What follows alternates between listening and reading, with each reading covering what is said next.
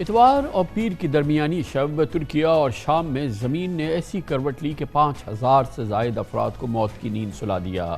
ترکیہ اور شام کے جنوب مشرقی علاقے میں 7.8 شدت والے زلزلے نے دونوں ممالک میں 11,000 سے زائد عمارتوں کو تہس نہس کر دیا، جبکہ اربوں ڈالر مالیت کی لاکھوں املاک تباہ و برباد ہو چکی ہیں۔ محتاط اندازوں کے مطابق زلزلے میں 3,500 ترک عوام اور 1,500 سے زائد شامی باشندے شامل ہیں۔ عالمی ادارہ صحت نے خدشہ ظاہر کیا ہے کہ زلزلے سے 20,000 کے قریب ہلاکتیں ہو سکتی ہیں۔ امریکی جیولوجیکل سروے کے مطابق اس خطے میں پچھلے 36 گھنٹوں کے دوران 120 سے زائد آفٹر شاکس سامنے آ چکے ہیں۔ آج ترکیہ میں 5.9 شدت کے جھٹکے ریکارڈ کیے گئے۔ اس وقت پوری دنیا کا میڈیا ترکیہ اور شام میں تباہی کے مناظر دکھا رہا ہے۔ امدادی کارروائیوں میں ترک اور شام کے اہلکاروں اور رضاکاروں کے علاوہ 65 ملکوں کی ٹیمیں حصہ لے رہی ہیں۔ زلزلے سے صرف ترکیہ کے 10 شہر بری طرح متاثر ہوئے ہیں، جہاں تاحال عمارتوں کے ملبے سے لاشیں نکالنے کا کام جاری ہے، جبکہ بدترین سردی اور بارش کی وجہ سے ریسکیو آپریشن میں مشکلات بڑھتی جا رہی ہیں۔ ترکیہ اور شام کے علاوہ قبرص، یونان، اردن، لبنان اور اسرائیل میں بھی زلزلے کے جھٹکے محسوس کیے گئے، تاہم ان ممالک سے کسی جانی نقصان کی اطلاع نہیں ملی۔ ترکیہ کے زلزلے سے متاثرہ علاقوں میں 3 ماہ کے لیے ایمرجنسی نافذ کر دی گئی ہے۔ صدر رجب طیب اردوغان کا کہنا ہے کہ ترکیہ اور شام میں آنے والا یہ زلزلہ اس خطے میں پچھلی 1 صدی کا بدترین سانحہ ہے۔ پاکستان کی جانب سے نیشنل ڈیزاسٹر مینجمنٹ اتھارٹی نے ترک بھائیوں کی امداد کے لیے 2 C-130 طیاروں کے ذریعے کمبل اور ٹینٹ سمیت امدادی سامان ترکیہ بھیجا ہے۔ وزیر اعظم شہباز شریف ترکیہ کے عوام سے اظہار ہمدردی کے لیے کل انقرہ کا ہنگامی دورہ بھی کریں گے۔ اس دورے کے لیے وزیر اعظم شہباز شریف نے دہشت گردی کی روک تھام کے حوالے سے آل پارٹیز کانفرنس بھی مؤخر کر دی ہے۔ ترکیہ میں تازہ ترین صورتحال جانیں گے اور اس کے لیے ہمارے ساتھ استنبول میں موجود ہیں ترکی کے ممتاز T V news channel TRT world کے سینئر کارسپونڈنٹ جناب فیصل عزیز۔ بہت بہت شکریہ فیصل عزیز صاحب۔ یہ بتائیے گا کہ پریزیڈنٹ اردوغان نے کہا کہ یہ اس صدی 1 صدی کا سب سے بڑا حادثہ ہے اور سب سے بڑا سانحہ ہے جو ترکی میں دیکھا گیا۔ ترکی تو مشہور ہے زلزلوں کی وجہ سے، اور بہت ہی اندھوناک سانحات ہوئے ہیں زلزلوں کے اور اس قسم کے معاملات کے ترکیہ میں، مگر صدر اردوغان کا کہنا ہے کہ یہ اس صدی کا سب سے بڑا سانحہ ہے، سب سے بڑا حادثہ ہے۔ وہ کیوں یہ بات کہہ رہے ہیں؟ جی کامران صاحب، جیسے آپ نے کہا ترکی میں زلزلے بہت آتے ہیں کیونکہ یہ فالٹ لائن پہ بالکل اس کی جو لوکیشن ہے، لیکن اتنا بڑا زلزلہ غالباً اب تک ترکی کی ریکارڈڈ ہسٹری میں موجود نہیں، ابھی تک نہیں آیا ہے۔ جو 1939 کا بھی ذکر کیا ہے صدر طیب اردوان نے، وہ سب سے بڑا زلزلہ تھا اس سے پہلے، اور اس میں جو ہلاکتیں ہیں وہ تقریباً کافی زیادہ ہلاکتیں ہزاروں میں ہوئی تھیں، لیکن 1939 کے بعد سے اتنا بڑا زلزلہ کبھی یہاں نہیں آیا۔ اور اس کا جو بہت ایک میجر چیز یہ ہے کہ یہ بہت وائڈ سپریڈ ہے، 10 صوبوں میں 10 شہروں میں یہ سپریڈ ہوا ہے، اور ریلیف ایفرٹس میں بھی پرابلم ہو رہی ہے کیونکہ موسم انتہائی سرد ہے، برف باری بھی ہو رہی ہے، ونڈ سٹارمز بھی ہیں، تو اس کی وجہ سے بھی ریلیف ایفرٹ یہاں پہ پرابلمٹک ہو رہی ہے۔ لیکن جس حساب سے تباہی دیکھنے میں آ رہی ہے، اب تک 3,500 سے زائد لوگوں کی ہلاکتیں تو کنفرم ہو چکی ہیں، لیکن یہ نمبر بڑھتا ہی جا رہا ہے۔ اور ظاہر ہے کہ ہم پچھلے جب کچھ یہ سالوں دیکھ میں رہے ہیں کہ ہم نے پاکستان میں بھی ظاہر ہے کہ بدترین زلزلہ دیکھا ہے، مگر یہ جو اسکیل ہے ریکٹر اسکیل پہ 7.8، اور پھر اس کے بعد یہ کہ 90 سیکنڈز کنٹینیوس یہ زلزلہ رہنا، تو یہ تو ایک قیامت کسی کا منظر ہے یہ۔ بالکل آپ صحیح کہہ رہے ہیں کامران صاحب، ہم نے 2005 کا پاکستان کا زلزلہ بھی میں نے خود بھی کور کیا تھا، وہاں بھی ہم نے دیکھا، اور یہاں بھی اگر آپ دیکھیں تو بہت زیادہ تباہی ہے۔ اور نہ صرف یہ کہ اتنی یہ لمبے وقت کے لیے آیا یہ زلزلہ، اور اس کے کچھ گھنٹوں بعد تقریباً اتنی ہی شدت کا 7.6 کا ایک اور زلزلہ بھی محسوس ہوا، یہاں پہ آیا، جس وقت لوگ ریسکیو ایفرٹس میں مصروف تھے۔ اور اگر آپ دیکھیں ہزاروں کی تعداد میں جو بلڈنگز ہیں وہ گر چکی ہیں، اور ابھی تک تو ریسکیو ایفرٹس ہی چل رہی ہیں، ابھی ریلیف ایفرٹ تو شروع ہوگی۔ ہزاروں لوگوں کو ابھی تک جو ہے ریسکیو بھی کیا گیا ہے۔ آج صدر اردوان نے جو اپنی ڈیلی بریفنگ میں بتایا کہ 54,000 کے قریب لوگ اس وقت صرف ریسکیو ایفرٹس میں جو ہے وہ لگے ہوئے ہیں، لیکن ابھی بھی لوگوں کو ابھی بھی لاشیں نکلنے کا ملبے کے نیچے سے اور زخمیوں کے نکلنے کا سلسلہ جاری ہے، اور ابھی تو ہم ریلیف کی طرف اس طرح بڑے بھی نہیں ہیں، ابھی تو ریسکیو ایفرٹس وہاں چل رہی ہیں۔ اور اسی وجہ سے اور جتنا وائڈ اسپریڈ ہے اور موسم کی مشکلات وہاں پہنچنا کئی کئی گھنٹے لگ رہے ہیں، پھر لوگوں کو ٹھہرانا، کیونکہ اگر آپ یہ دیکھیں جو بتائیے گا متاثرہ کہ علاقہ ہے۔ یہ بات بھی سامنے آ رہی ہے کہ یہ تو ایک ریڈ لائن تھی زلزلے کے لحاظ سے، مطلب بہت ہی پرومننٹ فالٹ لائن ہے کہ یہاں زلزلہ آئے گا ہی آئے گا، جو جیولوجیکل سروس کہتے ہیں، مگر اس کے باوجود یہاں یہ ملٹی سٹوریڈ بلڈنگ، یہ تعمیرات جو ہیں، یہ اگر اس انداز کی اجازت نہ دی جاتی یا نہیں تعمیر ہوتی تو کیا مالی نقصان یا جانی نقصان کم نہیں ہوتا؟ کیونکہ اس مقام پہ اتنی تعمیرات اور اتنی ملٹی سٹوریڈ تعمیرات، یہ بھی عجیب سا لگتا ہے۔ کامران صاحب، پورا ترکی جس میں استنبول بھی شامل ہے، یہ پورا ایک میجر فالٹ لائن پہ ہے، تو یہ پریڈکشنز تو موجود ہیں کہ اس علاقے میں، اس ملک میں زلزلے آئیں گے اور آتے بھی ہیں، اور چھوٹے موٹے زلزلے تو یہاں جسے کہنا چاہیے کہ ہر مہینے ہی آ رہے ہوتے ہیں۔ نومبر کے آخری ہفتے میں یہاں استنبول میں بھی ایک 6.1 میجرمنٹ کا زلزلہ آیا تھا، لیکن یہاں پہ بلڈنگز کے لاز پچھلے کچھ سالوں میں بہت سخت کر دیے گئے ہیں۔ اگر آپ ان علاقوں میں بھی دیکھیں تو اس طرح کی کوئی ہائی رائز بہت زیادہ عمارتیں نہیں تھیں، لیکن جو نئی بلڈنگز ہیں، عمارتوں کے قوانین یہاں پہ بہت زیادہ سخت کر دیے گئے ہیں، اور اب نئی بلڈنگز اور ایون جو پرانی بلڈنگز ہیں ان کو بھی باقاعدہ اپنا ارتھکویک کے حوالے سے ان کی انسپیکشن کی جاتی ہے۔ لیکن جس اسکیل کا یہ زلزلہ تھا، اس میں تو ایسا لگتا ہے کہ جو ہے کوئی بھی بلڈنگ ہو، کتنی بھی چھوٹی ہو، کتنی بھی بڑی ہو، کتنی ماڈرن ہو، اس کا سروائیو کرنا بہت مشکل ہوتا ہے۔ بہت شکریہ فیصل عزیز، ہمارے ساتھ ہیڈ آف پروگرام ترکی کا نام world channel TRT world Istanbul سے ہمارے ساتھ تھے۔ کمرشل بریک، اس کے بعد حکومت کی اس سر توڑ کوشش کا ہم ذکر کریں گے جو عدالتوں میں لڑائی کی صورت میں، یعنی کہ کشمکش کی صورت میں سامنے آئے گی۔ حکومت کی کوشش ہے کسی صورت سے عمران خان کو نااہل کرا دیا جائے۔ اب اس سلسلے میں دو اہم کیسز ہیں جن کی سماعت کا وقت آ رہا ہے۔ ایک ہے ٹیریان کیس، ان کی مبینہ بیٹی کے معاملہ، اور دوسری جانب توشہ خانہ کیس، اس کے علاوہ فارن فنڈنگ کیس بھی جو ہے وہ موجود ہے۔ مگر دیکھنا یہ ہے کہ اس قسم کے کیسز کی پاکستان کی سیاسی تاریخ تو بہت طویل ہے، ان میں سزائیں کا کم تصور ہے، لیکن اس کی بات کرتے ہیں ایک چھوٹے سے وقفے کے بعد۔ سابق وزیر اعظم عمران خان موجودہ حکومت کے تحت درج کیے گئے مقدمات کی جکڑ میں آ رہے ہیں، جس میں توشہ خانہ اور غیر تسلیم شدہ مبینہ بیٹی ٹیریان کے کیسز کے دور رس اثرات ہوں گے۔ PDM کی حکومت پورا زور لگا رہی ہے کہ کسی نہ کسی طرح عمران خان کو ان کیسز میں شکست کا سامنا ہو، کیونکہ ان دونوں کیسز کا فیصلہ عمران خان کی نااہلی کی سمت بھی جا سکتا ہے۔ آج توشہ خانہ کیس میں عمران خان پر فرد جرم عائد نہیں ہو سکی، جبکہ اسلام آباد ہائی کورٹ کا لارجر بینچ پرسوں 9 فروری سے ٹیریان کیس کی سماعت کرے گا۔ عمران خان کی مبینہ بیٹی کے کیس میں درخواست گزار کا انحصار دستاویزی شہادتوں پر ہے، جبکہ توشہ خانہ سے خرید و فروخت کے معاملے میں متعدد گواہان اور شواہد کی بنیاد پر الیکشن کمیشن نے 3 ماہ قبل عمران خان کو نااہل قرار دیا تھا۔ ویسے تو عمران خان کے خلاف دہشت گردی اور نقص امن کی FIR سمیت 34 مقدمات درج ہیں، جن میں 14 کیسز میں عمران خان نے ضمانت قبل از گرفتاری لے رکھی ہے، لیکن 4 اہم کیسز ایسے ہیں جن کے نتائج نااہلی پر جا کے اختتام پذیر ہو سکتے ہیں، جن میں فارن فنڈنگ کیس، توہین عدالت کیس، توشہ خانہ کرمنل کیس اور ٹیریان کیس شامل ہے۔ بظاہر وزیر اعظم شہباز شریف اور مریم نواز کو توشہ خانہ کیس کے حوالے سے بڑی امیدیں وابستہ ہیں۔ آج صحافیوں سے غیر رسمی گفتگو میں عمران خان نے کہا کہ ٹیریان کیس میں لارجر بینچ کا بننا ان کے لیے اچھا ہے۔ ان کا کہنا تھا کہ حکومت توشہ خانہ کیس میں پھنس گئی ہے کیونکہ عدالت نے توشہ خانہ کی مکمل تفصیل مانگی ہے۔ عمران خان نے کہا یہ حکومت مائنس عمران خان پالیسی پہ چل رہی ہے اور یہ میرے ہاتھ پیر باندھ کر الیکشن میں جانا چاہتے ہیں۔ ایسے خیالات کا اظہار عمران خان اس سے پہلے کئی بار کر چکے ہیں۔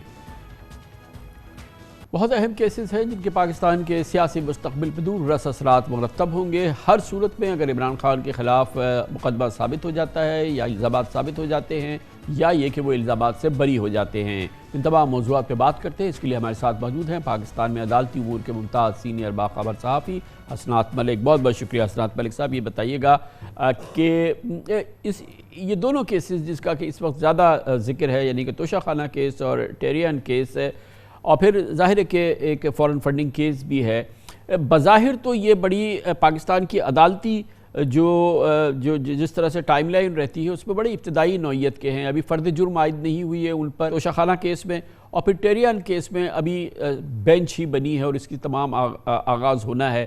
آپ کے نزدیک یہ کیسز کس لیول پر ہیں، کتنی سیریس ان میں ڈیولپمنٹس ہو رہی ہیں اور یہ کتنے قریب ہے کسی بھی انجام کے؟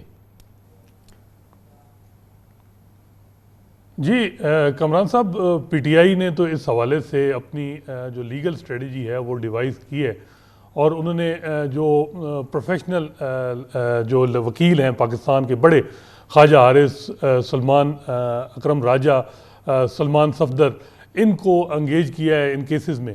اور پی ٹی آئی کی جو اسٹریٹجی وہ یہ ہے کہ جو یہ ڈوریشن ہے الیکشن تک، اس میں جتنے جوریڈکشنل پوائنٹ جو ہے وہ اٹھائے جائیں اور میرٹ پہ بحث نہ ہو، کیونکہ ان کی سمجھ میں یہ ہے کہ جی یہ کیسز جو پولیٹیکل کیسز ہیں ان کا فیصلہ جو ہے وہ صرف لیگل جو آرگومنٹ ہیں ان بنیاد پہ نہیں، اس میں اسٹریٹجی بڑی میٹر کرتی ہے.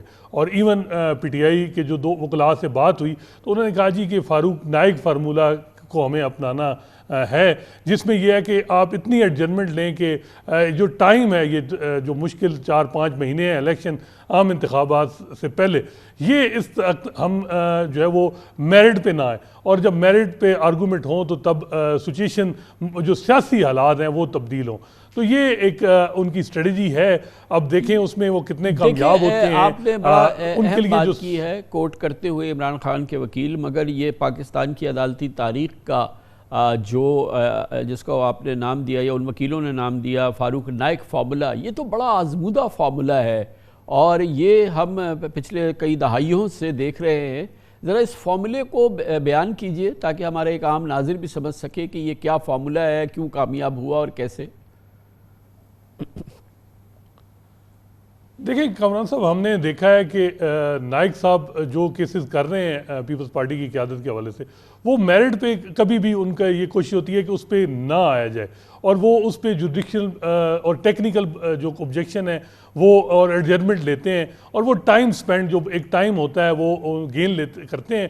جب سیاسی حالات ان کے موافق ہوتے ہیں تو پھر جو ہے وہ ان سے ان کو کافی فائدہ ملتا ہے. جیسے ابھی دیکھیں فیک اکاؤنٹ کا کیس ہے، نیب میں اپائنٹمنٹ ہو گئی ہیں، مختلف قسم کے جو اوفینسز ہیں ان کی حیت ہی تبدیل کر دی گئی ہے. تو یہ ایک چیز ہے، اور میرا خیال ہے اس دفعہ پی ٹی آئی کا بھی یہی ہے کہ یہ جو 5-6 مہینے ہیں جس میں ان کو بظاہر لگ رہا ہے کہ اداروں کی طرف سے بھی، الیکشن کمیشن کی طرف سے بھی، اور پی ڈی ایم کی طرف سے جو ایک دباؤ ہے، یہ ایک ٹائم ہے، اس کو ہم نے جو ہے وہ کرنا ہے، سپینڈ کرنا ہے. اور اس کے لیے انہوں نے اسمبلی جو ڈیزالو کی. اسرار صاحب یہ بتائیے گا کہ یہ کوئی خصوصی مراد تو حاصل نہیں کری فاروق نائک صاحب کرتے ہیں، چاہے وہ احتساب بیورو کے کیس ہو، آصف علی زرداری صاحب کے خلاف 11 ریفرنسز جو نواز شریف صاحب کے زمانے میں سیف الرحمان صاحب نے احتساب بیورو نے داخل کیے تھے، یا یہ والے نیب ریفرنسز جو کہ عمران خان کے زمانے میں اس نیب نے استعمال. تو یہ جو اسٹریٹجی ہوتی ہے، حکمت عملی ہوتی ہے فاروق نائک صاحب کی، کوئی خصوصی ان کے لیے تو نہیں بنی ہوئی. پاکستان کے عدالتی نظام میں اتنی گنجائش ہے نا کہ آپ سال ہا سال چلاتے رہیں اور فرد جرم بھی عائد نہ ہو. جیسے کہ ہم نے دیکھا کہ فاروق نائک صاحب کے جو کلائنٹس رہے ہیں نامی گرامی، ان کے معاملے میں کبھی بھی فرد جرم بھی وہ عائد نہیں ہونے دیتے. مقدمہ چلنا تو دور کی بات ہے، اور کبھی فرد جرم عائد ہو جائے تو پھر مقدمہ چلانا تو پھر وہ بھی ایک دور کی بات ہے. تو یہ کوئی فاروق نائک صاحب کو خصوصی مرات یا رعایت تو نہیں حاصل کرتے نا، یہ پاکستان کے نظام کا حصہ ہے، اور عمران خان کو بھی یہ رعایت حاصل ہوگی. جی بالکل. اب دیکھنا ہوگا کہ جو وکیل ہیں پی ٹی آئی کی جو وہ کس طرح اس چیز کو چلاتے ہیں. ایک ایڈوانٹیج ہے کہ کوئی سپریم کورٹ کی طرف سے ڈیڈ لائن نہیں ہے. جس طرح پناما میں ہم نے دیکھا کہ ڈائریکشن تھی کہ 6 مہینے میں فیصلہ کیا جائے، اور پھر امپلیمنٹیشن بینچ بھی بن گیا. تو یہاں ایک وہ چیز نہیں ہے. لیکن ڈس ایڈوانٹیج ایک ہے کہ اسلام آباد ہائی کورٹ کی چیف جسٹس اطہر من اللہ، وہ سپریم کورٹ میں ان کی ایلیویشن ہو گئی. وہ ان کا ایک ویو تھا کہ جی سیاسی جو لوگ ہیں ان کو ٹیکنیکل بنیادوں پہ اس طرح ناک آؤٹ نہیں کرنا چاہیے، اور جو ہے وہ سیاسی جو لوگ ہیں ان کے فیصلے جو ہیں وہ عوام کرے. اور عموماً ہم نے دیکھا کہ وہ آخر میں انہوں نے اس قسم کی جو پٹیشن بھی آئیں تو وہ ریجیکٹ کر دیں. تو اب جو ہے وہ حالات تبدیل ہیں. اسلام آباد ہائی کورٹ میں کافی جو ہے وہ پی ٹی آئی کو شکوہ ہے، لیکن لاہور ہائی کورٹ سے ان کو جو ہے ریلیف بھی مل رہے ہیں. نون لیگ کو لاہور ہائی کورٹ سے بھی شکوہ ہے. تو اس وقت عدالتیں بھی بیٹل آف پرسپشن ہے وہاں ایک چل رہی ہے کہ اسلام آباد ہائی کورٹ کے حوالے سے میں ڈفرینٹ پرسپشن ہے سیاسی جماعتوں کی، لاہور ہائی کورٹ کے لیے ڈفرینٹ ہے، سپریم کورٹ میں بھی وہاں نظریاتی ایک ڈیوائیڈ ہے. تو اس وقت جو سب سے امپارٹنٹ ہے وہ chief justice of Pakistan Umar Ata Bandial, وہ ان کی جو ہے وہ میٹر کریں گے، کیونکہ انہوں نے جو ہے وہ ستمبر میں ریٹائر ہونا ہے. اب وہ دیکھنا ہوگا کہ وہ کیا لیگیسی چھوڑ کے جاتے ہیں. تو میرا خیال ہے کہ چیف جسٹس عمر عطا بندیال، اسی اسنا میں آپ نے چونکہ چیف جسٹس صاحب کا نام لیا تو ایک بہت ہی اہم کیس جو کہ ان تمام کیسوں پہ حاوی ہو سکتا ہے، جس کا آؤٹ کم یعنی کہ جو نیب کے حوالے سے سپریم کورٹ سن رہی ہے، جو اس میں ترامیم ہوئی ہیں اور اس کے بدلے جو تمام اقدامات ہوئے ہیں، نیب کے کیسز ظاہر ہے سارے ختم ہوئے، اس کا آؤٹ کم کسی بھی صورت میں جو ہے وہ ڈیوسٹیٹنگ بھی ہو سکتا ہے اگر اس کے آؤٹ کم میں نیب کے خلاف جو نیب کے حوالے سے یا نیب کو ختم کرنے کے حوالے سے جو اقدامات کیے گئے وہ معطل ہو جاتے ہیں یا ان کو ڈسمس کر دیتی ہے اگر عدالت. جو آج تک ہم نے دیکھا تقریباً 35 ہیئرنگ ہو چکی ہیں، اس میں چیف جسٹس کے کچھ کنسرن ہیں. وہ ایک تو یہ ہے کہ جی ماضی سے اطلاق کیسے ہو گیا، کہ جی یہ جو ماضی میں کیسز سزائیں ہو گئیں، ریفرنس ہو گئے، ان لوگوں کو کیسے بینیفٹ مل جائے. دوسرا ان کا یہ ہے کہ جی جو کچھ افینسز ہیں ان کی جو ہے حیت ہی تبدیل ہو گئی ہے، اس حوالے سے یہ معاملہ ہے. پھر وہ یہ کہتے ہیں کہ پبلک آفس کا جو ٹرسٹ ہے وہ بریچ ہوا ہے، کہ جو پارلیمنٹیرین جن کی ذمہ داری تھی کہ اکاؤنٹیبلٹی ملک میں جو ہے وہ اس کے نظام کو مضبوط کرنا، وہ اس طرح کی امینڈمنٹ لائیں جس کا ان کو بینیفٹ ہو. تو یہ اس قسم کے ان کے ریمارکس سے کنسرن ہیں. تو اتنا آسان کیس نہیں ہے اس کا. یہ بھی ہو سکتا ہے کہ معاملہ دوبارہ بھیجا جائے یا یہ کہا جائے کہ ماضی سے اطلاق نہیں ہوگا، آگے سے ہوگا، تو اس کا تو فائدہ پی ڈی ایم کو نہیں ہوگا، وہ اس کا فائدہ تو پی ٹی آئی کو ہوگا. تو یہ اب دیکھیں اس میں بینچ میں جو ہے وہ اتنا آسان کیس پی ڈی ایم کے لیے بھی نہیں ہے اور خواجہ حارث کے لیے بھی. اب دیکھیں تو وہاں جو سچویشن ہے وہ بڑا چیف جسٹس کی ہی اوپینین اس میں امپورٹنٹ ہوگی کہ جسٹس اعجاز الحسن جو ہیں وہ بڑے کریٹیکل ہیں ان امینڈمنٹ کے حوالے سے. جسٹس منصور علی شاہ جو ہیں وہ پارلیمنٹ کی سپریمیسی کی بات کرتے ہیں کہ جی پارلیمنٹ نے اگر کر دیا ہے تو ہمارا کیا اختیار ہے کہ ہر چیز میں ہم جو ہے وہ ریویو کریں. پارلیمنٹ کو ہی جو ہے یہ الٹیمیٹ معاملہ وہیں جانا ہے اور عمران خان صاحب جب دوبارہ آئیں تو وہ اس کو دیکھ لیں.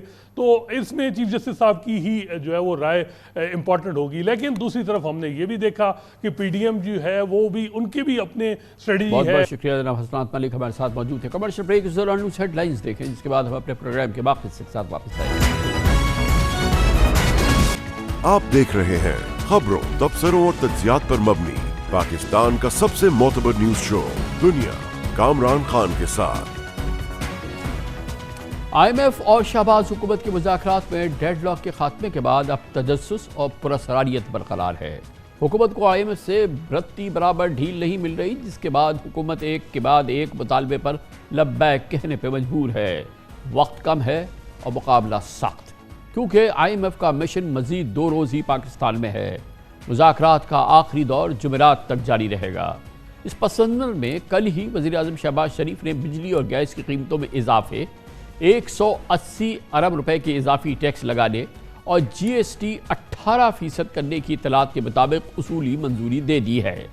حکومت کا اصرار ہے کہ بجلی کی بنیادی ٹیرف میں اوسطاً 7.74 روپے فی یونٹ اضافہ کیا جا سکتا ہے، لیکن آئی ایم ایف بضد ہے کہ بجلی کے نرخوں میں کم از کم 12 روپے یونٹ اضافہ کیا جائے. گویا بجلی کا اوسطاً بنیادی ٹیرف جو تقریباً 24 روپے فی یونٹ ہے، 50% اضافے سے جون تک 36 روپے فی یونٹ تک پہنچ سکتا ہے. حکومت نے 200 یونٹ استعمال کرنے والے لائف لائن صارفین کو رعایت دینے کی تجویز دی ہے، لیکن خبریں گردش کر رہی ہیں کہ آئی ایم ایف نے اسے مسترد کر دیا ہے. بہرحال آئی ایم ایف کے ایک نقطے پہ عمل ہو رہا ہے. بقول پروین شاکر بات تو سچ ہے مگر بات ہے رسوائی کی. اب ڈار صاحب کے ساری گفتگو، ان کا انداز گفتگو، تمام چیزیں ٹھنڈی پڑ چکی ہیں. سابق وزیر خزانہ ڈاکٹر مفتاح اسماعیل کا کہنا ہے کہ اسحاق ڈار کی آئی ایم ایف سے وعدہ خلافی کی وجہ سے پاکستان کی معیشت اس حال کو پہنچی ہے.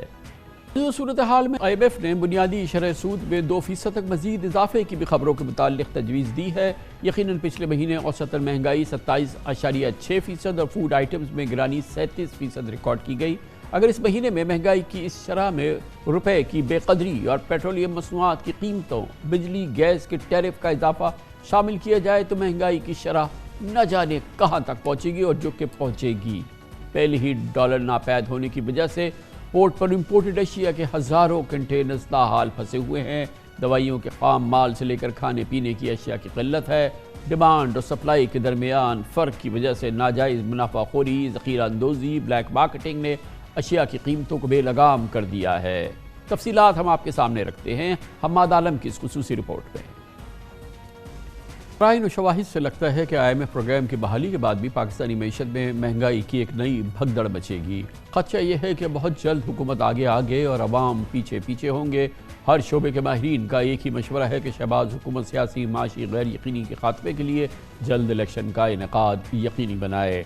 अब ताज़ा तरीन सूरत हाल, पाकिस्तान IMF मुज़ाकरात का 8वां दिन, इस पर हम बात करते हैं। हमारे साथ पाकिस्तान में माशी उमूर के मुमताज़ सीनियर सहाफ़ी महताब हैदर हमारे साथ मौजूद हैं। बहुत बहुत शुक्रिया महताब हैदर साहब। बताइएगा कि क्या सूरत हाल है? अब ये 7वां 8वां रोज़ हो गया है, इतने तवील मुज़ाकरात चले जा रहे हैं और उसकी कोई हमें कोई ऐसी मालूमात नहीं मिल रही है, हमें कोई शुआ या लाइट जो है वो इस अंधेरी सुरंग के आखिर में नज़र नहीं आ रही। आपकी क्या इत्तलात है? ये कब ये मुज़ाकरात का तो वैसे जो टाइम तय था उसमें तो अब 48 घंटे या 24 घंटे रह गए खाली।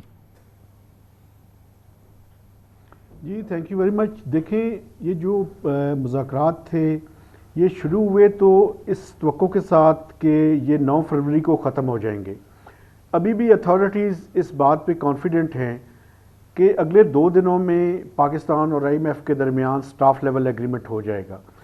लेकिन जो इतलात आ रही हैं वो ये हैं कि अभी भी जो दोनों साइड्स हैं उनके दरमियान फिस्कल फ्रंट के ऊपर भी, पावर सेक्टर के ऊपर भी, एडिशनल टैक्सेस के ऊपर भी काफ़ी सारे गैप्स मौजूद हैं और जब तक ये गैप्स फिल नहीं होंगे तब तक स्टाफ लेवल एग्रीमेंट का होना मुश्किल है।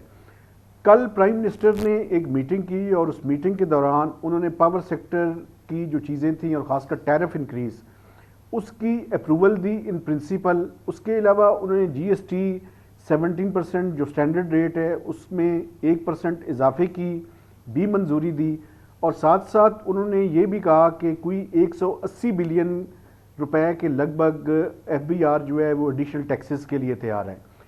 PSDP में जो है वो तकरीबन जो 727 अरब रुपए का अनाउंस किया गया था उसको कम करके पहले तो 500 अरब रुपए की बात थी, फिर उसको 452 किया गया, अभी उसको 352 जो है वो करने की तजवीज़ है। तो एक्सपेंडिचर साइड पे भी स्लैश डाउन है और रेवेन्यू साइड पे भी एडिशनल रेवेन्यूज़ हैं। तो ये जो कल 3 आप ये बता रहे हैं क्रिटिकल डिसीजन जो हैं वो प्राइम मिनिस्टर ने ले लिए, तो ये बताइए कि इससे IMF का पेट नहीं भर रहा, IMF की शराइत पूरी नहीं हो रही। क्या ये 3 अगर फैसले हो गए तो उसके बाद हम यकीन से नहीं कह सकते कि अब ये 3 फैसले हो गए, एक्सचेंज रेट हमने पहले फिक्स कर दिया, पेट्रोलियम प्राइसेस का हमने पहले फिक्स कर दिया, अब हम ये भी करने जा रहे हैं, तो अल्लाह खैर से अल्लाह कल के बाद जो है फिर स्टाफ लेवल एग्रीमेंट का ऐलान हो जाए।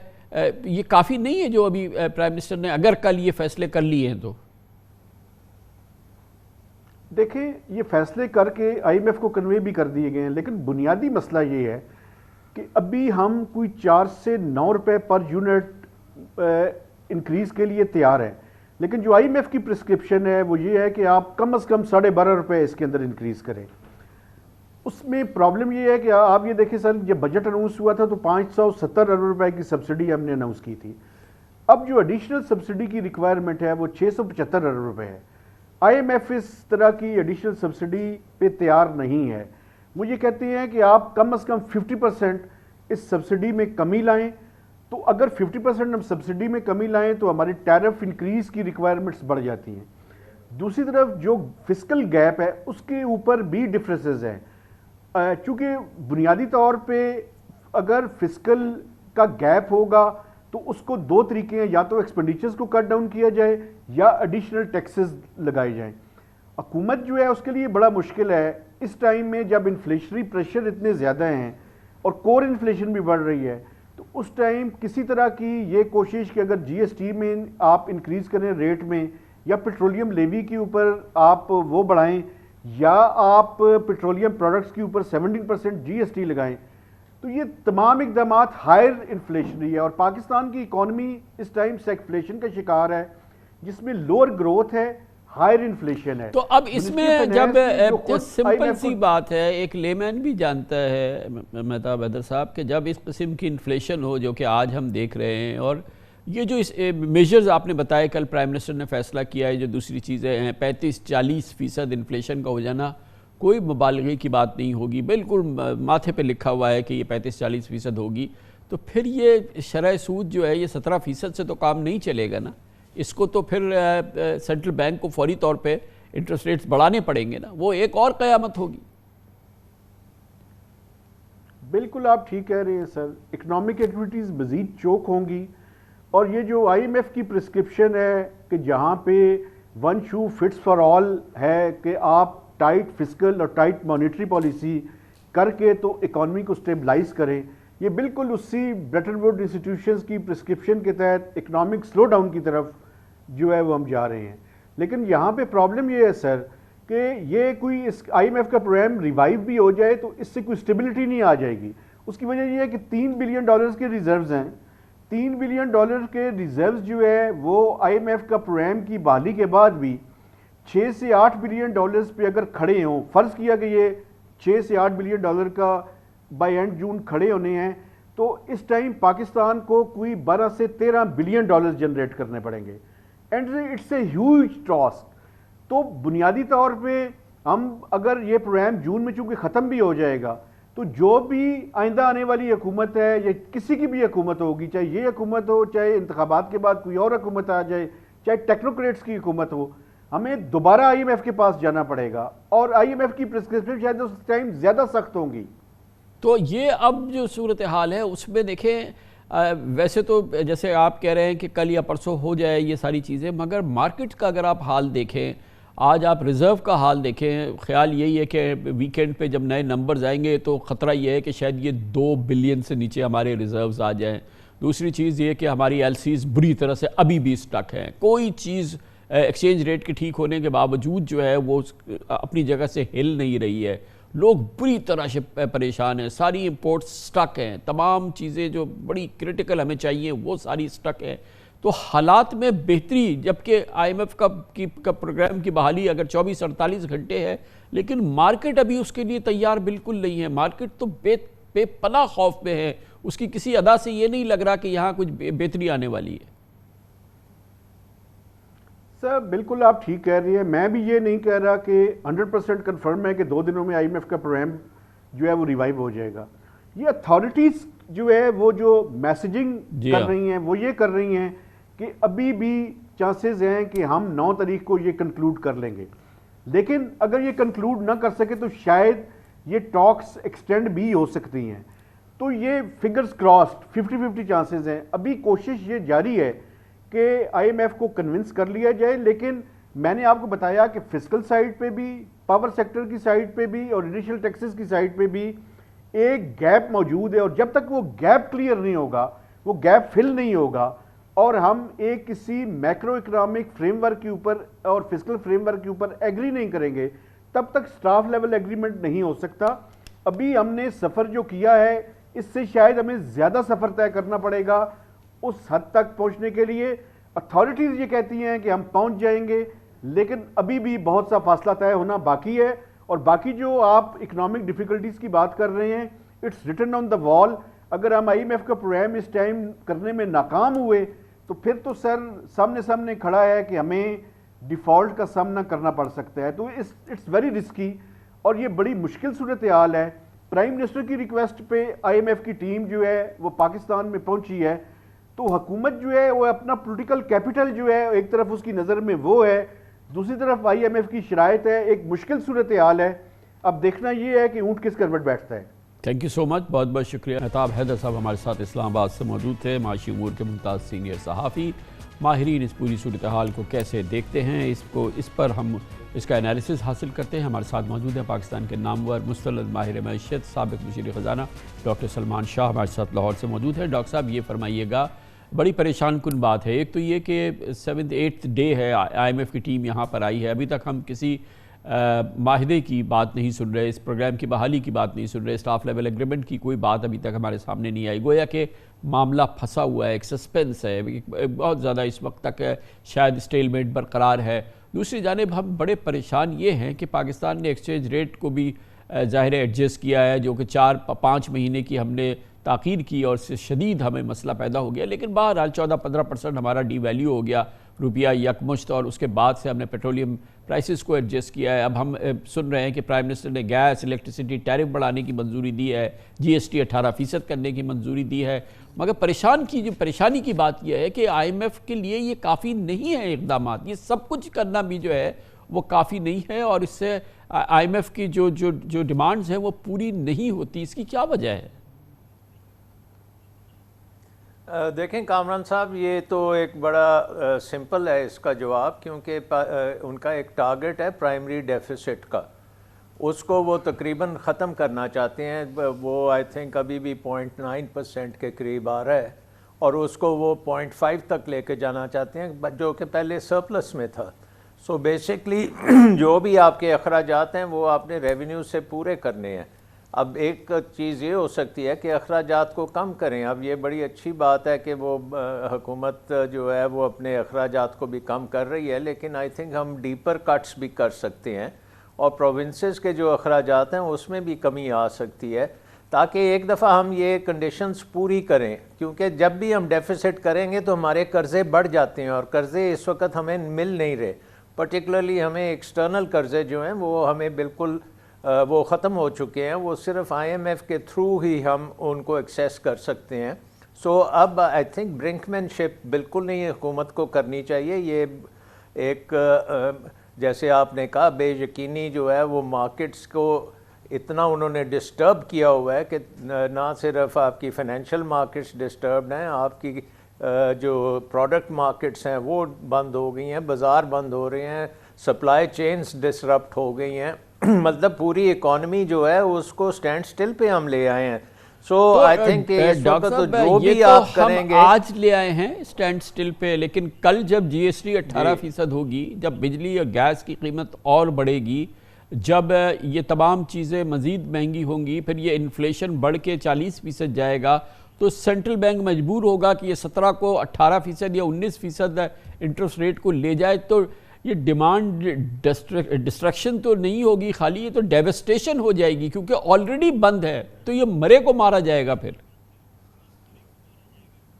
نہیں, آئی تھنک کہ یہ پھر سپلائی چین دوبارہ سے چالو ہوگی, جس کو وارہ کھائے گا وہ چیزیں آئیں گی, جو نہیں وارہ کھاتی وہ چیزیں جو ہیں وہ سبسٹیوٹ ہو جائیں گی. انٹرسٹ ریٹس ڈیفینیٹلی اوپر جائیں گے, کیونکہ اس کے بھی دو سائڈیں ہیں. ایک طرف تو ڈیمانڈ کو آپ مینیج کر رہے ہیں, دوسری طرف جو آپ کی سیونگز ہیں ان لوگوں کا بھی تو پیسہ جو ہے وہ بینکوں میں نہیں رکھیں گے. اگر 40-50% انفلیشن ہوگی تو کون بینکوں میں اپنا پیسہ رکھے گا؟ سو یہ ساری چیزوں کو آپ کو دونوں سائڈیں آپ کو دیکھنی پڑیں گی. لیکن آئی تھنک یہ جو اس وقت امپورٹ کمپریشن کی وجہ سے ایڈمنسٹریٹو طریقے سے جس طرح سے روکا گیا, اس سے ہماری سپلائی چین ساری ٹوٹ چکی ہیں. ان کو دوبارہ سے بحال کرنا ضروری ہے, اور ظاہر ہے کہ انفلیشن کے ڈاکٹر صاحب یہ فرمائیے گا کہ یہ اس کا سب سے بڑا وجہ ایک بالکل ڈیوسٹیٹنگ ہمارا ایکسچینج ریٹ تھا, جس میں کہ جو آفیشیل ریٹ تھا اور جو اوپن مارکیٹ یا جو اس کے 4-5 ریٹس تھے, اس نے اس پورے سسٹم کو بالکل ہلا کے رکھ دیا تھا. لیکن اب تو ایکسچینج ریٹ فکس ہوا ہے, اس کو 8-10 دن ہو گئے ہیں کہ کافی حد تک ریئلسٹک ہے, مگر اس کے باوجود امپورٹ کمپریشن, امپورٹ ڈسٹرکشن اور جو ایل سیز کے مسئلے ہیں, جو سٹک اپ ہے امپورٹس, اور جو بڑی کریٹیکل امپورٹس سٹک ہیں, فارماسیوٹیکل, اپنا ایڈیبل آئلز, اس قسم کی چیزیں بھی ہماری سٹک ہیں. وہ کیوں نہیں ریلیکس ہو رہی سچویشن, جبکہ ہم نے ایکسچینج ریٹ کو کسی حد تک ایڈریس کیا ہے پچھلے 10-12 دن میں؟ دیکھیں اس میں یہ ہے کہ ہمارے جو سورسز ہیں فارن ایکسچینج کے, ایک تو ایکسپورٹس ہے, دوسرے ریمیٹنسز ہیں. دونوں میرا خیال انتظار کر رہے ہیں کہ یہ فائنل کہاں جا کے بیٹھے گا, تو اس وقت وہ لے کے آئیں گے. اب ہم نے دیکھا کہ پچھلے دنوں میں 1-8 روپیہ نیچے بھی گرا قیمت, لیکن پھر اوپر آ گئی ہے, تو یہ انسرٹنٹی تھوڑی سی ابھی بھی ہے. لیکن ایز سون ایز ایک تھوڑی سی اسٹیبلٹی آتی ہے اور تھوڑے سے ڈالرز آنے شروع ہوتے ہیں تو وہ پھر اگر نیچے ایک دفعہ آئے گا تو پھر اور زیادہ سپلائی آئے گی. سو یہ مارکیٹ کانفیڈنس کی بات ہے. It will take some time. جب جاتی ہے تو ایک دم جاتی ہے, واپس آتے ہیں تو بڑے سوچ سمجھ کے لوگ آتے ہیں. سو آئی تھنک یہ سٹیپس تو ہمیں لینے پڑیں گے اور یہ ایک پہلا سٹیپ ہوگا. کامران صاحب جو ہمیں ابھی آپ جو بات کر رہے تھے, مہتاب بھی یہ بات کر رہا تھا, ابھی ہماری ری پیمنٹس جو ہیں ڈیٹ کی وہ بہت زیادہ ہیں اور اس میں جو حیرت کی بات مجھے نظر آتی ہے کہ ابھی تک ہم نے چین سے بات شروع نہیں کی اور یہ بات بہت پہلے کر دینی چاہیے تھی کیونکہ اس وقت سب سے بڑا قرضہ ہمارا چین سے ہے اور چین کے جو ہیں قرضے وہ واپسی ان کی تقریباً اس سال میرا خیال 10 ارب ڈالرز کے قریب ہے اور ہمارا اناؤنسمنٹ نہیں آئی. ابھی آپ نے سنا ہوگا کہ سری لنکا کو انہوں نے موریٹوریم دیا ہے لیکن ہمیں اس سے زیادہ چاہیے اور بات چیت مجھے نظر نہیں آ رہی ہے ابھی تک چائنا کے ساتھ. ایک چائنا آپ نے مینشن کیا لیکن ابھی ہمارے تو دوسرے بھی جو ہمارے لینڈرز ہیں ہمیں تو ان سے بھی بات کرنی ہے ملٹی لیٹرل اور جو دوسرے بھی کمرشلز کے ساتھ تو ہم نہیں, کیونکہ ہمیں ریسٹرکچر کرنا ہے, ریسکیجول کرنا ہے, کیونکہ اب یہ تمام ماہرین کہتے ہیں کہ اس سے تو کام نہیں چلے گا, یعنی کہ چاہے ہم اس کا نام نہ دیں ہمیں ڈیفالٹ کرنا ہے اور اس سے اور اس کے لیے ہمیں پھر اپنے پروفائل کو جو ہمارا جو فورن ڈیٹ کا پروفائل ہے اس کو ری ایڈجسٹمنٹ تو ہماری شدید ضرورت ہے. تو چائنا کیا ابھی تو ہم نے کسی سے کوئی بات نہیں کی ہے. جی میرا خیال ہے کہ ہمارا نمبر 1 تو ہے کہ اگلے 2 دنوں میں یہ IMF کی سٹاف لیول ایگریمنٹ آنا بہت ضروری ہے. اس کے اوپر برنک پین شیپ اپ کرنی بند کرنی چاہیے اور جو بھی ہم نے کڑوی گولی لینی ہے ایک دفعہ وہ لیں اور وہ سائن کر کے آگے چلیں. نمبر 2 آپ کو چین کے ساتھ امیڈیٹلی ایک اناؤنسمنٹ اگر آ جائے کہ چین کی ہماری وہ موریٹوریم دے رہے ہیں یا ری شیڈیول کر رہے ہیں تو وہ ایک بڑا مثبت سٹیپ ہوگا. اس دونوں چیزوں کے ساتھ مارکیٹس میں تھوڑا سا چین آئے گا. اس کے بعد آپ نے اگر آپ کو ضرورت پڑے, کیونکہ ہمارے دوسرے جو بائی لیٹرل لینڈرز ہیں ان کو ہم پہلے ایک دفعہ کر چکے ہیں ان کے ساتھ یہ لون کو ری شیڈیول اور وہاں دوبارہ کرنے کی ہو سکتا ہے ضرورت نہ ہو, لیکن اگر سعودی عربیہ اور UAE اور دوسرے یہ بھی آ جائیں اگر سپورٹ کرنے میں پاکستان میں جو IMF کے اوپر ڈپینڈنٹ ہے اس وقت, تو پھر ہماری سچویشن بہتر ہونی شروع ہوگی اور پھر ہمیں ایک موقع ملے گا کہ ہم اگر دیکھیں ملٹی لیٹرل ڈیٹ جو ہے نا اس کو آپ زیادہ تر ری شیڈیول نہیں کرتے کیونکہ وہ آپ ری فائنینس ہو جاتا ہے, ایک قسم کا نئے لونز آ جاتے ہیں, پرانے لونز پے آف ہو جاتے ہیں اور ویسے بھی وہ بڑی لمبی مدت کے ہوتے ہیں اور ان کی کاسٹ اتنی زیادہ نہیں ہے. جو آپ کو تنگ کرتے ہیں لونز وہ کمرشل لونز ہیں, وہ جو بینکوں کے لون ہیں ان کو آپ کو مینیج کرنا پڑے گا تو وہ بھی مینیج ہو سکتے ہیں, بٹ یہ آپ کو اگلے 2-3 سال یہ سارے کام کرنے پڑیں گے. اور اس کے ساتھ ساتھ آپ کو اکانومی میں جو اسٹرکچرل ریفارمز کی ہم بات کرتے رہے ہیں, جب سے میں 30 سال ہو گئے ہیں یہاں پہ اکانومی کے ساتھ کرتے ہوئے بات, تو یہی ہم اسٹرکچرل ریفارمز کرتے رہے ہیں. تو اب وقت آ گیا کہ اب فائنل ہمارا ہو گیا, اب اس کے بعد ہم اس کو ڈیلے نہیں کر سکتے. ہماری انرجی کی ریفارمز, ڈاکٹر صاحب یہ بھی بتا دیں کہ یہ تو ہم نے دیکھ لیا کہ جو میجرز ہیں اس سے کیا انفلیشنری پریشرز آئیں گے اور شاید ریکارڈ پاکستان کی ہسٹری کا جو ہے انفلیشن ہم دیکھ رہے ہیں اور اس میں مزید اضافہ ہمارے سامنے نظر آ رہا ہے بالکل کہ ہوگا. دوسری جانب یہ جو ہم انٹینشنل ڈیمانڈ ڈسٹرکشن کر رہے ہیں کہ جس میں اب ہم یہ بھی آپ کے علم میں ہے کہ PSDP جو ہے اس کو 300 ارب روپے مزید ہم کم کر رہے ہیں یا 300 ارب روپے کی سطح پہ لے جا رہے ہیں اور پھر اس کے ساتھ ساتھ ہم امپورٹ کمپریشنز کر رہے ہیں. ہمارے یہاں جو پروڈکشنز ہیں وہ بند ہوئی ہیں, آپ دیکھ رہے ہیں کہ انڈسٹریز روزانہ بند ہو رہی ہیں. تو اس سب کا جو اثر ہوگا, ایک جانب انفلیشن, دوسری جانب ڈیمانڈ ڈسٹرکشن اور یہ تمام چیزیں, اور اس سے جو ریونیوز پہ پریشر آئے گا, جو ہمارے ریونیوز بری طرح سے متاثر ہوں گے, جو بے روزگاری ہوگی, جو اس سے تمام دوسرے معاملات جنم لیں گے اس مہنگائی کے ساتھ ساتھ, اس سے کیسے نمٹیں گے؟ دیکھیں ایک بات تو یہ ہے کہ ہم نے جو ڈیمانڈ مینجمنٹ کرنی تھی وہ تو کر رہی ہے. اب سپلائی کی جو چیزیں ہیں اس کے اوپر ہم نے فوکس کرنا ہے اور سپلائی چین میں بہت تبدیلی آئے گی, بہت ایڈجسٹمنٹس کرنی پڑیں گی اور ان کو آپ اس کا کوئی اور ہے نہیں ہے, آپ کو وہ سب کچھ کرنا پڑے گا. ان ایمپلائمنٹ بھی زیادہ ہوگی. اس دوران آپ کو جو بالکل لو طبقہ ہے ہمارے پاورٹی لائن میں جو گر جائیں گے لوگ، ان کے لیے آپ کو بالکل سپورٹ سسٹمز بنانے پڑیں گے، ان کو کھانا پینا پہنچانا پڑے گا، ان کو سبسڈی دینی جائز ہے، وہ IMF بھی کہتا ہے کہ آپ ضرور دیں، لیکن اس کے بعد مڈل کلاس اور اپر کلاس اور باقی لوگ جو ہیں ان کو اپنی بیلٹس بہت ٹائٹ کرنی پڑیں گی اور وہ گزارا کرنا پڑے گا۔ بہت بہت شکریہ ڈاکٹر سلمان شاہ ہمارے ساتھ لاہور سے موجود تھے۔ حکومت ہاتھ پاؤں مار رہی ہے کسی صورت سے ٹیکس آمدن میں اضافہ ہو اور جہاں جہاں ہو سکے وہاں سے ٹیکس بڑھا دیا جائے، جو لوگ پہلے سے ٹیکس دے رہے ہیں ان پر مزید پریشر ڈالا جائے، سپر ٹیکس، بجلی کے نرخ بڑھانے کا فیصلہ، یہ سب کچھ ہو رہا ہے، مگر ایک نئی صورتحال سامنے آ گئی ہے۔ عدالتوں میں لوگ پہنچ رہے ہیں اور عدالتیں حکومت کے ان اقدامات کے خلاف فیصلہ دے رہی ہیں، اور سب سے اہم فیصلہ کل لاہور ہائی کورٹ نے دیا، جہاں پر بجلی کے نرخ کو جو بڑھانے کا فیصلہ ہے اس کو نچلی سطح کے جو بجلی کے استعمال کرنے والے اس کو بھی شامل کرنے کا فیصلہ لاہور ہائی کورٹ نے اس کے خلاف سٹے دیا۔ سپر ٹیکس لگانے کا فیصلہ کیا گیا، نچلی عدالتوں نے اس کے خلاف بھی فیصلہ دیا، مگر سپریم کورٹ حکومت کی مدد کو آئی ہے۔ عدالتی مداخلت جو ان تمام معاملات میں ہے، اس پر بات کرتے ہیں چھوٹے سے وقفے کے بعد۔ شہباز شریف حکومت $1 ارب کی قسط اور دوست ممالک کو منانے کے لیے IMF کی کڑی شرائط ماننے پر مجبور ہے۔ بجٹ خسارہ پورا کرنے کے لیے نئے ٹیکسز لگیں گے، پیٹرول، ڈیزل، بجلی، گیس کی قیمتیں مزید بڑھیں گی، لیکن حیران کن بات یہ ہے کہ تقریباً $3000 ارب عدالتی اور قانونی پیچیدگیوں کی وجہ سے قومی خزانے میں جمع ہونے سے محروم ہیں۔ کل IMF سے مذاکرات کو ایک نیا جھٹکا لگا جب لاہور ہائی کورٹ نے حکومت کو بجلی کے نرخ بڑھانے سے روک دیا۔ جسٹس علی باقر نجفی نے پچھلے سال 22 اکتوبر کو محفوظ کیا ہوا فیصلہ سناتے ہوئے 500 یونٹس تک بجلی استعمال کرنے والے گھریلو صارفین کو سبسڈی دینے کا حکم دیا، اور بجلی کے بلوں میں فیول ایڈجسٹمنٹ سمیت دیگر سرچارجز کی وصولی کو غیر قانونی قرار دے دیا۔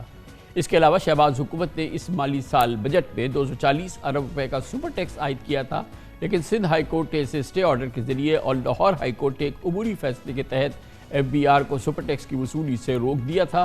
کل بہرحال سپریم کورٹ نے حکومت کے لیے سپر ٹیکس کی وصولی کا راستہ کھول دیا۔ چیف جسٹس عمرتا بدیال نے لاہور ہائی کورٹ کا عبوری فیصلہ کالعدم قرار دیتے ہوئے FBR کو ایک ہفتے میں 50% سپر ٹیکس کی ریکوری کی اجازت دے دی، جس کے بعد اس ہفتے ٹیکس آمدن میں $120 ارب کی وصولی متوقع ہے۔ شہباز حکومت کا توانائی بچت کے لیے مارکیٹس اور بازار جلدی بند کرنے کا منصوبہ بھی قانونی رکاوٹوں کی نظر ہے۔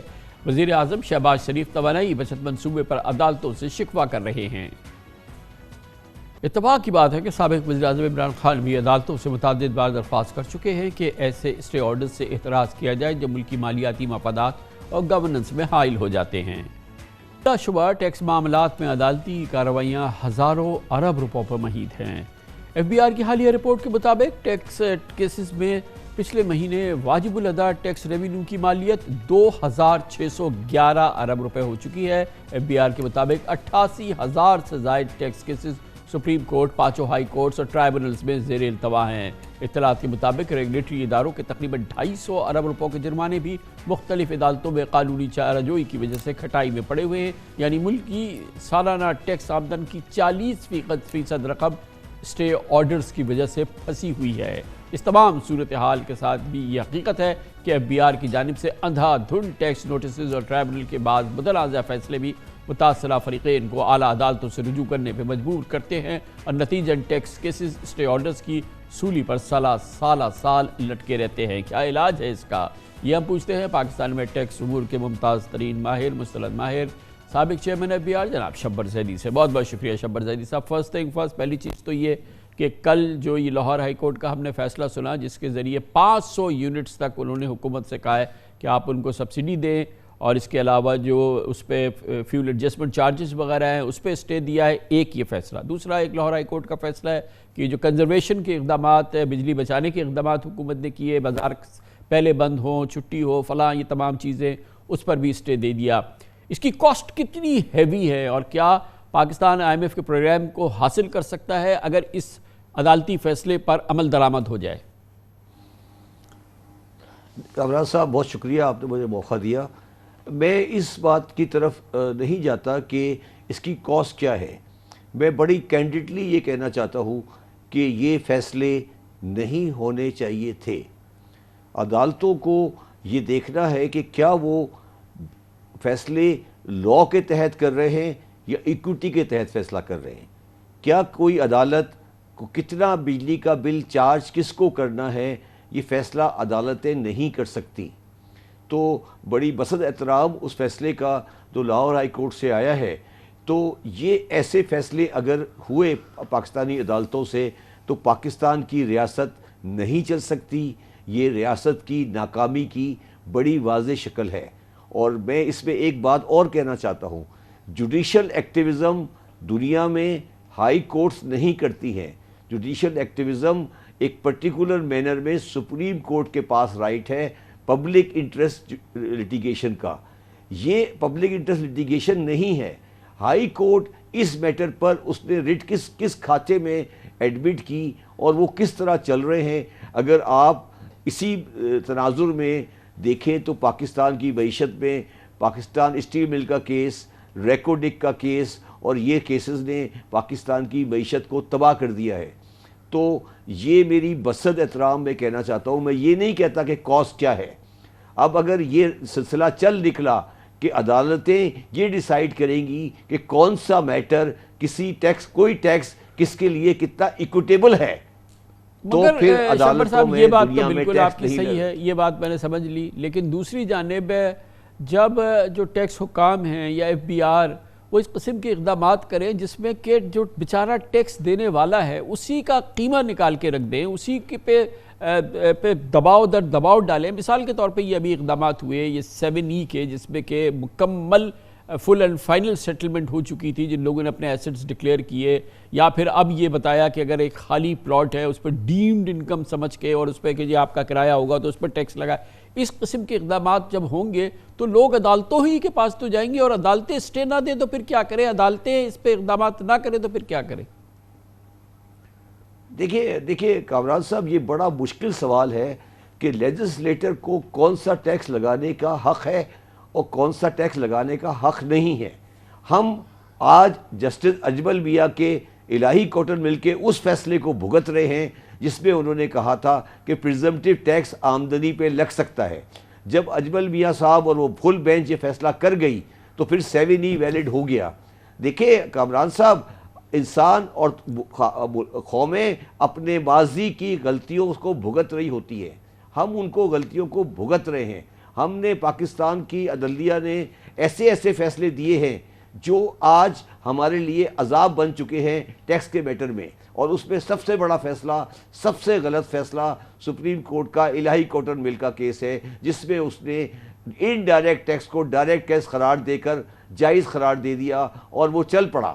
تو اب آپ مجھے کیسے کہہ سکتے ہیں کہ کون سا ٹیکس غلط ہے اور کون سا ٹیکس صحیح ہے؟ مگر میں صرف آپ کو یہ کہنا چاہتا ہوں کہ یہ جوڈیشل ایکٹیویزم کہہ لیں, اس کو آپ جو مرضی کہہ لیں, یہ سراسر غلط ہے, یہ آئین کے خلاف ہے.